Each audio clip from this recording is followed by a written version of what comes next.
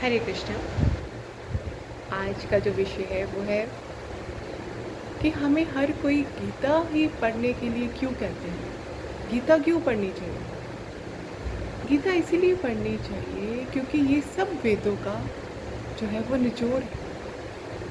अब हम किसी अपने गुरु के पास जाते हैं, वो हमें अपनी वाणी से बहुत कुछ कहते हैं, पर हम गुरु को इतनी जल्दी नहीं समझ सकते। इसीलिए वो हमें ये कहेंगे कि बेटा गीता पढ़ो,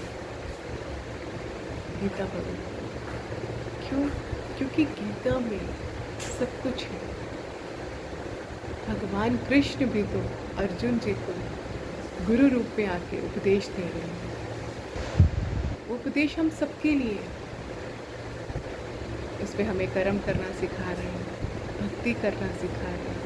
हर तरह का जो ज्ञान है वो भगवान कृष्ण ने हमें दिया। इसीलिए जब हम गुरु को नहीं समझ पाते, क्योंकि गुरु को समझना इतना आसान नहीं है। गुरु थोड़े शब्दों में बहुत कुछ कह जाते हैं, तभी हम उसको समझ नहीं पाते।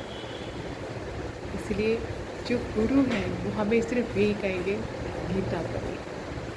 क्योंकि गीता में बहुत कुछ ऐसा है जो सरल भाषा में बोला गया है, जैसे भक्ति योग है, कर्म योग है, हमें कर्म कैसे करने हैं, कैसे करने चाहिए, भगवान पे आश्रित होकर हर कर्म करना चाहिए, भक्ति कैसे करनी चाहिए, ध्यान कैसे करना चाहिए, ये सारा कुछ जो है वो हमें गीता सिखाती है।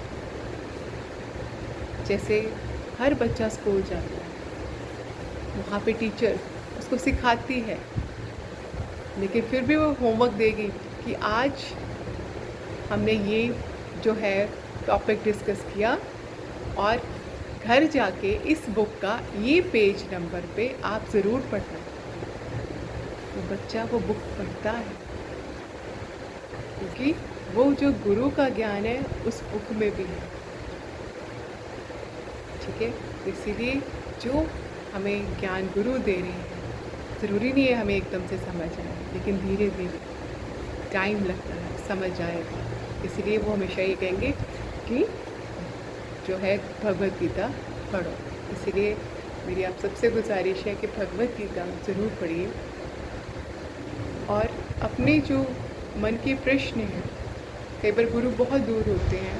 गुरु तो वैसे शारीरिक रूप से दूर हैं, पर आत्मिक रूप से वो हमेशा हमारे साथ हैं।